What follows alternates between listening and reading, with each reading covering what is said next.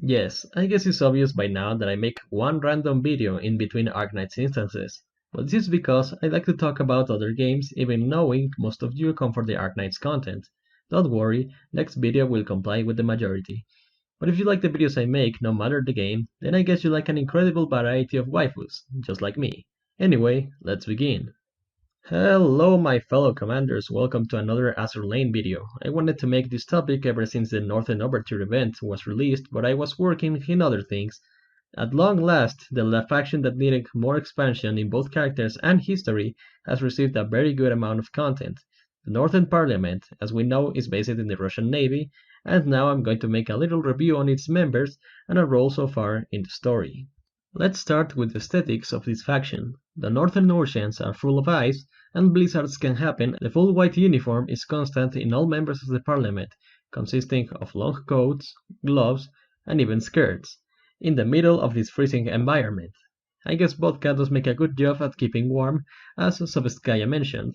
All members have an officer cap except for Tashkent, who has earmuffs with cat ears. The most interesting part in their designs may be their riggings. Almost everyone has the inclusion of chains around their rigging. The only ones that don't follow this trend are Aurora and Pamiat Mercuria. Another thing to note are the siren rigging similarities. This was hinted in the event, but was never confirmed nor denied. But I think they have some siren influence on their technology, much like the Crimson Axis. The heads that can be seen in the designs are similar to the ones seen in Iron Blood, with the exception that these appear to have multiple eyes that glow in a light blue color. They are also covered in ice in some parts. It's said that Chapajev has achieved a mastery of her rigging, while the rest of her comrades are still learning. As for the leader of this faction, it's made clear that Sobetskaya Rosia is the leader of the parliament, but it's revealed to us that their absence in Azur Lane was due to them being the only defense line against the Siren in the Baltic Sea. Now for their role to date is being a mysterious and isolated faction that fought alone against the Sirens. Their tactics and confidence in their comrades helped them in repelling the multiple enemy attacks. In the face of a great threat, they called for help of Azur Lane, making this the first joint operation the Parliament had with another faction.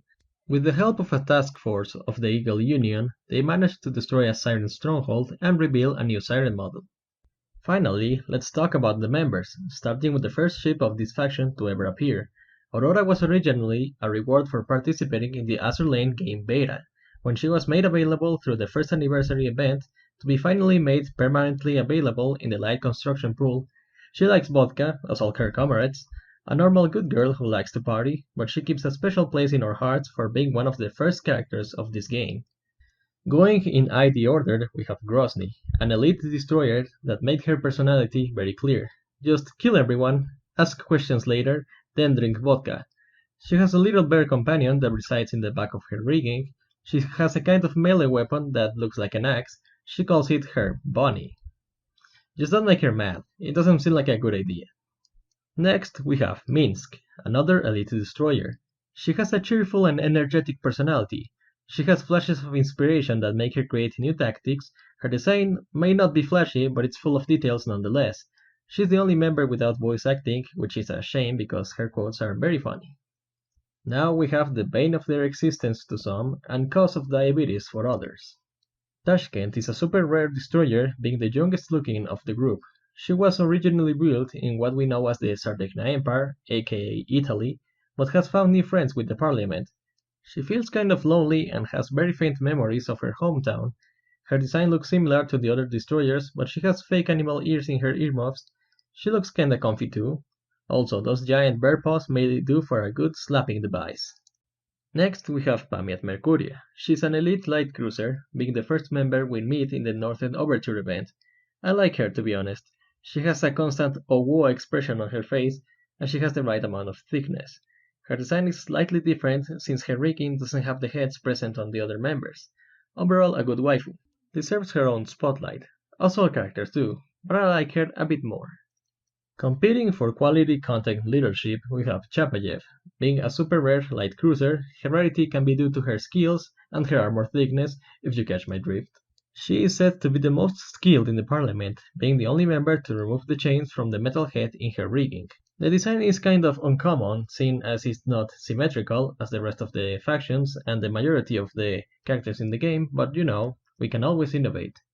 Next, we have everyone's favorite sadistic girl. We have Gangot, an elite battleship. Her looks are very similar to Graf Zeppelin as mentioned by literally everyone in the community. I'll be honest, you're right, but Gangot has her own unique charm, and that is the sadistic way she treats her opponents. All members in the parliament say she's very sweet with her friends, and now the commander. Bet you still want her to step on you? I know I do. Lastly, but most importantly, we have Sovetskaya Rosia, the leader of the parliament right until the player takes leadership. Now she follows the commander's orders. In all her time as leader, she managed to contain the sirens for years. Her strong attitude has a resemblance to Bismarck, except that strength is not her aim. She helps her comrades and destroys her enemies without mercy. Her rigging is one of the biggest we can see in-game, with four metal heads that can be synced through all the structure. Her tactics and charisma are fit to be named the leader of the Northern Parliament. Before I end, I want to mention two characters that only appeared in cutscenes. Those are Kirov and Sovietsky Soyuz. Not much is known about them other than Kirov was the one to ask the commander to stay with the Parliament for some time.